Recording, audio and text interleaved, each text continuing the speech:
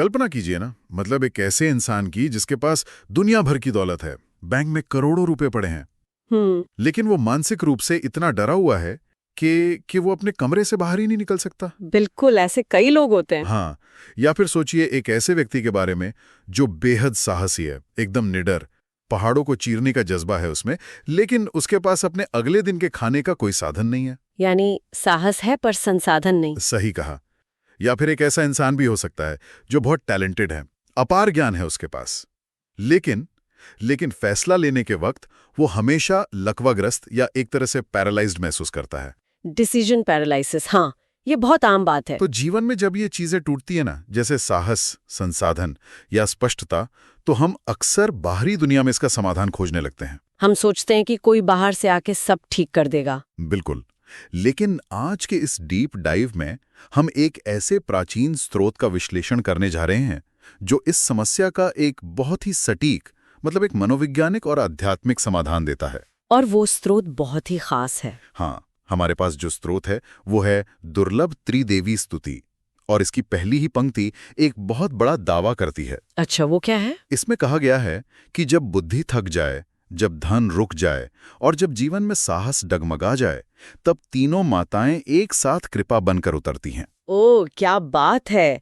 ये शुरुआत अपने आप में इंसान की सबसे गहरी असुरक्षाओं को छूती है। मुझे भी ऐसा ही लगा। ये सिर्फ एक धार्मिक श्लोक नहीं लग रहा था मुझे। देखिए, ये श्लोक नहीं है, बल्कि मानव मनोविज्ञान का एक बहुत ही गहरा ऑब्जर्वेशन है। जब कोई व्यक्ति जीवन में एकदम रॉक बॉटम पर पहुंच जाता है ना, यानी बिल्कुल निचले स्तर पर। हाँ बिल्कुल, तब उसे सिर्फ किसी की सांत्वना की जरूरत नहीं होती, उसे एक पूरे सिस्टम के रीबूट की जरूरत होती है। रीबूट, ये बात मुझे बहुत दिलचस्प लगती है, क्योंकि अमूमन हम लोग स्तुतियों या प्रार्थनाओं को सिर्फ हाथ जोड़कर कुछ मांग लेने की प्रक्रिया मानते हैं। जी, लोग बस एक लिस्ट लेकर बैठ जाते हैं। बिल्कुल। लेकिन जब मैंने इस स्रोत को गहराई से पढ़ा, तो ये मुझे किसी बड़े साइकाइट्रिस्ट द्वारा तैयार किए गए एक ब्लूप्रिंट जैसा लगा। इसमें बाकायदा एक तार्किक ढांचा है। और वो ढांचा त्रिगुणात्मका, या जैसे हम त्रिशक्ति स्वरूपिणी कहते हैं, उस सिद्धांत पर खड़ा है। त्रिगुणात्मका यानी ईश्वरीय माता के 3 गुण। बिल्कुल। अगर हम इसे डिकोड करें ना, तो ये 3 अलग अलग गुण वास्तव में मानव जीवन को पूर्ण बनाने वाली 3 सबसे बुनियादी ऊर्जाओं का प्रतिनिधित्व करते हैं। तो ये 3 ऊर्जाएं क्या हैं? जीवन को सही मायने में जीने के लिए 3 मजबूत स्तंभ चाहिए होते हैं। पहला है बल, यानी ताकत, जड़ता को तोड़ने का साहस। बल। हाँ। दूसरा है भोग, यानी भौतिक पूर्णता, संसाधन और आपके जीवन की स्थिरता। और तीसरा है बोध, यानी ज्ञान, स्पष्टता और सही दिशा। ये पूरी स्तुति इसी बात पर केंद्रित है कि कैसे इन तीनों के बिना इंसान का जीवन बस एक अधूरी यात्रा बनकर रह जाता है।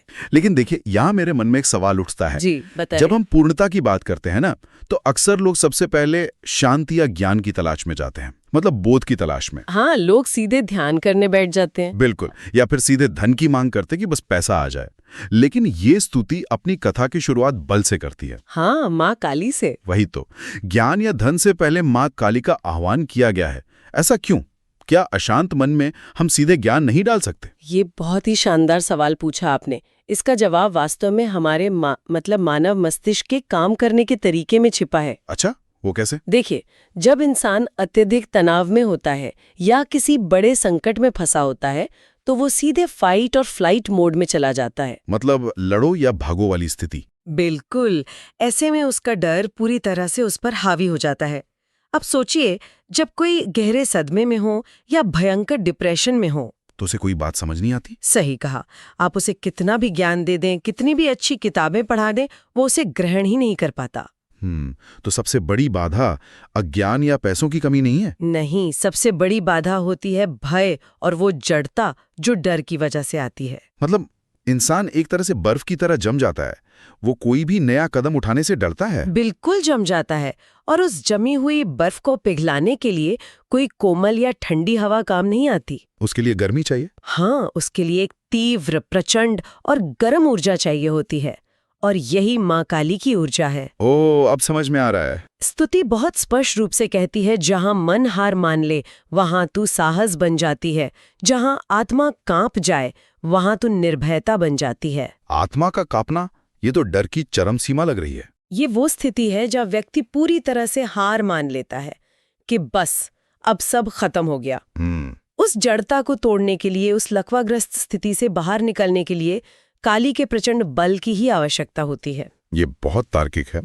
और स्रोत में एक और पंक्ति है जो इसी बात को एक अलग नजरिए से पेश करती है। कौन सी पंक्ति? इसमें लिखा है, मेरे भीतर छिपे डर को जला दे, मेरे कर्मों में तेज भर दे। यहाँ एक शब्द मुझे बहुत खटक रहा है और शायद जो लोग हमें सुन रहे हैं वो भी इस पर थोड़ा सोचें। कौन सा शब्द? जला दे। मतलब इस शब्द का इस्तेमाल क्यों हुआ है? दूर कर दे या शांत कर दे भी तो कहा जा सकता था ना। डर को शांत करना ज्यादा तार्किक लगता है। देखिए, यहीं पर मनोविज्ञान का एक बहुत गहरा सच सामने आता है। डर को कभी दबाया या सिर्फ दूर नहीं किया जा सकता। अच्छा। तो क्या होता है, अगर आप डर को दबाते हैं ना, तो वो आपके अवचेतन मन में, मतलब सबकॉन्शियस में जाके छिप जाता है और फिर बाद में वापस आता। बिल्कुल। बाद में वो एंग्जाइटी या पैनिक अटैक के रूप में बाहर फूटता है। उसे जड़ से खत्म करने के लिए उसे सच में भस्म करना पड़ता है, उसे जलाना पड़ता है। ओह, ये तो बहुत गहरी बात है। हाँ, जब इंसान के भीतर का डर जलकर पूरी तरह खाक हो जाता है, तभी उसके कर्मों में तेज आता है, यानी एक असीम ऊर्जा आती है। मतलब जब तक भीतर थोड़ा सा भी डर है, इंसान 100% दे ही नहीं सकता। बिल्कुल नहीं दे सकता। उसकी क्षमता हमेशा झिझक से बंधी रहेगी। माँ काली का जो बल है वो एक ऐसा पहला धक्का है जो इंसान को दोबारा पैरों पर खड़ा करता है और लड़ने का हौसला देता है। ये स्पष्टीकरण बहुत ही तार्किक लगा मुझे। तो चलिए एक पल के लिए मान लेते हैं कि काली के प्रभाव से एक व्यक्ति ने अपना डर बिल्कुल खत्म कर लिया। ठीक है। उसके अंदर असीम ऊर्जा आ गई और उसने काम करना शुरू कर दिया। वो सुबह से रात तक जी तोड़ मेहनत कर रहा है। लेकिन देखिए, केवल हवा में मुक्के चलाने से तो पेट नहीं भरता ना। हम अपने आसपास ऐसे कई लोगों को देखते हैं जो निडर हैं, दिन रात मेहनत भी करते हैं। हाँ, पर फिर भी जीवन में संघर्ष बना रहता है। बिल्कुल, उनका जीवन संघर्षों से भरा रहता है। साहस आ गया, लेकिन जब इंसान यथार्थ की इस ठोस दीवार से टकराता है तो एक खालीपन महसूस होता है। और यहीं पे इस स्तुति का दूसरा चरण शुरू होता है, माँ लक्ष्मी का चरण। जी देखिए, ऊर्जा अगर बिना किसी ठोस आधार और परिणाम के होना, तो वो बहुत जल्दी इंसान को थका देती है। वो सीधे बर्नआउट की स्थिति में चला जाता है। हाँ, इंसान टूट जाता है अंदर से। तो जब कर्म शुरू हो जाता है, तो उस कर्म को पोषित करने के लिए, उसे एक सही दिशा में ढालने के लिए संसाधनों की आवश्यकता होती है। यहीं से भोग और माँ लक्ष्मी की भूमिका सामने आती है। लेकिन यहाँ एक दिक्कत है। जब हम लक्ष्मी शब्द सुनते हैं ना, तो हमारे दिमाग में सबसे पहली छवि क्या बनती है? अमूमन पैसा ही आता है दिमाग में। हाँ, सोना, चांदी, बैंक बैलेंस या शेयर बाजार का भारी मुनाफा। तो क्या स्तुति में भोग का मतलब सिर्फ इसी भौतिक विलासिता या लग्जरी से है? यही तो सबसे बड़ी गलतफहमी है। हाँ। और ये स्तुति इसी गलतफहमी को तोड़ती है। हाँ। स्तुति में माँ लक्ष्मी को सूखे भाग्य में रस भरने वाली शक्ति कहा गया है। रस भरने वाली शक्ति। हाँ, और यहाँ रस का मतलब केवल पैसा नहीं है। इसका मतलब है जीवन में स्थिरता और प्रवाह लाना। स्रोत में एक बहुत ही व्यावहारिक पंक्ति का जिक्र किया गया है, जहाँ मेहनत है पर फल नहीं, वहाँ तू अवसर बनाती है। अरे वाह, ये पंक्ति वाकई बहुत गहरी है ना? हाँ, क्योंकि अक्सर लोग यही सोचते हैं कि लक्ष्मी की कृपा का मतलब है बस छप्पर फाड़कर पैसा मिल जाना या बिना कुछ किए कोई बड़ी लॉटरी लग जाना। पर ऐसा होता नहीं है। बिल्कुल नहीं होता। और यहाँ तो स्तुति में स्पष्ट रूप से एक शर्त रख दी गई है, जहाँ मेहनत है। सही कहा। अगर मैं इसे आज के मॉडर्न संदर्भ में समझूं तो ये मुझे किसी स्टार्टअप के विचार जैसा लगता है। स्टार्टअप? वो कैसे? मान लीजिए एक इंसान है जिसने अपनी एक सुरक्षित नौकरी छोड़ने का साहस जुटा लिया। ये उसे काली से मिला बल था। उसने डर को हरा दिया। हाँ, फिर उसने दिन रात एक करके एक बेहतरीन प्रोडक्ट बनाया। ये उसकी मेहनत है। ठीक है। लेकिन अगर उसे सही समय पे कोई सही इन्वेस्टर ना मिले या मार्केट में उस वक्त उस प्रोडक्ट की मांग ही ना हो, तो उसकी सारी मेहनत धरी की धरी रह जाएगी ना। ये बहुत ही सटीक उदाहरण दिया आपने। वो जो इन्वेस्टर है या वो जो मार्केट का सही टाइमिंग है, वही वास्तव में अवसर है। ओ, तो अवसर ही लक्ष्मी है। बिल्कुल। इंसान केवल मेहनत कर सकता है, लेकिन उस मेहनत को सफलता में बदलने के लिए जिन बाहरी परिस्थितियों का निर्माण की जरूरत होती है, वो लक्ष्मी का प्रभाव है। मतलब हमारे कंट्रोल से बाहर की चीजें। हाँ, जैसे एक किसान का उदाहरण ले लीजिए। वो खेत में बीज बोता है, जमीन जोतता है, ये सब उसका कर्म है। और वो पूरी लगन से करता है ये सब। बिल्कुल। लेकिन सही समय पर बारिश होना, जिस पर उस किसान का कोई नियंत्रण नहीं है, वो बारिश अवसर है। माँ लक्ष्मी को यहाँ उसी बारिश के रूप में देखा गया है जो इंसान की मेहनत को फलदायी बनाती है। क्या बात है। ये भोग के बारे में एक पूरी तरह से नया नजरिया है मेरे लिए। मतलब सच्ची समृद्धि का मतलब सिर्फ बैंक बैलेंस का बढ़ना नहीं है। नहीं, बिल्कुल नहीं। ये कर्म और अवसर का सही समय पर मिलन है। अच्छा, स्तुति में उन्हें घर में शांति और सौभाग्य सुखदायिनी भी कहा गया है। हाँ, ये भी बहुत महत्वपूर्ण है। ये हिस्सा मुझे बहुत आकर्षित करता है, क्योंकि आज के समय में हम ऐसे कई लोगों को देखते हैं जिनके पास भौतिक रूप से सब कुछ है। बड़ी बड़ी गाड़ियां हैं, आलीशान घर हैं, लेकिन रातों की नींद गायब है। बिल्कुल, डिप्रेशन की गोलियां खा रहे हैं लोग, परिवार में एकदम बिखराव है। देखिए, अगर जीवन में केवल पैसा आ रहा है, लेकिन वो पैसा अपने साथ कलह, बीमारी या भारी अशांति ला रहा है, तो इस दर्शन के अनुसार वो लक्ष्मी की कृपा है ही नहीं। तो फिर वो क्या है? वो सिर्फ धन है, समृद्धि नहीं। सच्ची समृद्धि या भोग का शुद्धतम रूप वो है जो आपके जीवन में एक ठहराव लाए। एक तरह की शांति। हाँ, जो आपके आसपास के माहौल को शांत और पोषित करे। अभाव को पूर्णता में बदलना लक्ष्मी का काम है, लेकिन याद रहे, वो पूर्णता जो सुख के साथ आती है, तनाव के साथ नहीं। एकदम ठीक। तो चलिए, अब तक की हमारी इस यात्रा को अगर हम एक बार फिर से देखें। जी। हमारे पास माँ काली का दिया हुआ बल और असीम साहस आ गया है। हम निडर होकर कर्म कर रहे हैं। बिल्कुल। और हमारे पास माँ लक्ष्मी का दिया हुआ भोग यानी संसाधन, अच्छे अवसर और स्थिरता भी आ गई है।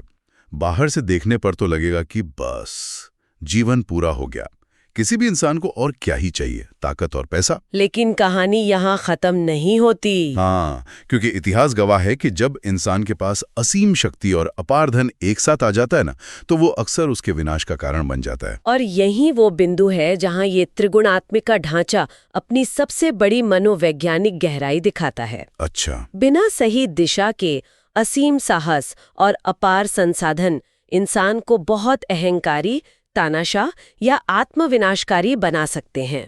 मतलब वो खुद को ही खत्म कर सकता है। हाँ, इसलिए इस इतनी बड़ी ऊर्जा को सही मार्ग दिखाने के लिए तीसरे और सबसे महत्वपूर्ण गुण की आवश्यकता होती है, और वो है माँ सरस्वती और बोध। मैं इस बात को एक आधुनिक रूपक, मतलब एक मेटाफोर के जरिए समझने की कोशिश कर रहा हूँ। बताइए। मान लीजिए एक व्यक्ति के पास एक बहुत ही शानदार करोड़ों की स्पोर्ट्स कार है। उस कार का भारी भरकम इंजन और उसकी जो भयानक ताकत है, वो है माँ काली की ऊर्जा। बहुत बढ़िया। और उस कार का फ्यूल टैंक एकदम फुल है, उसमें बेहतरीन क्वालिटी का पेट्रोल भरा है। ये माँ लक्ष्मी द्वारा दिए गए संसाधन है। ठीक है, ताकत भी है और ईंधन भी। लेकिन अगर उस व्यक्ति के पास सही नेविगेशन या कोई जीपीएस सिस्टम नहीं है और उसकी आंखों पर पट्टी बंधी है, तो क्या होगा? वो तो पक्का एक्सीडेंट करेगा। बिल्कुल।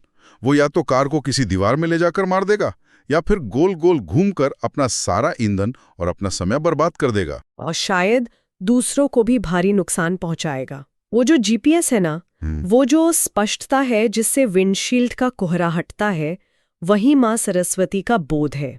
बोध यानी क्लियर विजन। हाँ, श्रोत में सरस्वती जी को ज्ञान की निर्मल धारा कहा गया है, जो अज्ञान, भ्रम और संशय को हर लेती है। संशय यानी शक या डिसीजन मेकिंग में डाउट होना। आज की दुनिया में जहां हमारे पास इंटरनेट के माध्यम से हर विषय पर दुनिया भर का डेटा मौजूद है, जानकारी की कोई कमी नहीं है। बिल्कुल कमी नहीं है, फिर भी लोग सबसे ज्यादा भ्रमित महसूस करते हैं। स्तुति की एक पंक्ति है, जहां शब्द रुक जाएं वहां तू वाणी बनती है, जहां निर्णय कठिन हो वहां तुम मार्गदर्शक बनती है। बहुत ही सुंदर पंक्ति है। तो ज्ञान और डेटा में क्या फर्क है? हम यहाँ सरस्वती जी से किस तरह के बोध की मांग कर रहे हैं? देखिए, जो डेटा या सूचना होती है ना, वो केवल तथ्य होते हैं, फैक्ट्स। हाँ। आज इंसान के पास सूचनाओं का एक बहुत बड़ा अंबार है, लेकिन फिर भी वो डिसीजन पैरालिसिस का शिकार है। मतलब तय ही नहीं कर पाता कि क्या करे। बिल्कुल, वो तय नहीं कर पाता कि करियर में क्या चुने, रिश्तों में क्या करें, कहाँ इन्वेस्ट करें। स्तुति में कहा गया है, मेरी बुद्धि को उज्जवल कर, मेरे विचारों को शुद्ध कर। माँ सरस्वती यहाँ कोई किताबी ज्ञान या कोई डेटाबेस नहीं दे रही हैं, वो विवेक दे रही हैं। विवेक? हाँ, विवेक। वो आध्यात्मिक और मानसिक क्षमता है जिससे इंसान सही और गलत, स्थायी और अस्थायी और सत्य और असत्य के बीच फर्क कर पाता है। मतलब जानकारी होना एक बात है, लेकिन उस जानकारी का कब, कहां और कैसे सही इस्तेमाल करना है, ये विवेक है। बिल्कुल सही समझे आप। उस स्पोर्ट्स कार वाले उदाहरण में देखें तो विवेक वो समझ है जो आपको बताती है कि कब एक्सेलरेटर पूरी ताकत से दबाना है और कब आगे भीड़ देखकर तुरंत ब्रेक लगाना है। एकदम सटीक। क्योंकि ज्ञान अगर अहंकार बन जाए ना, तो वो व्यक्ति का पतन कर देता है।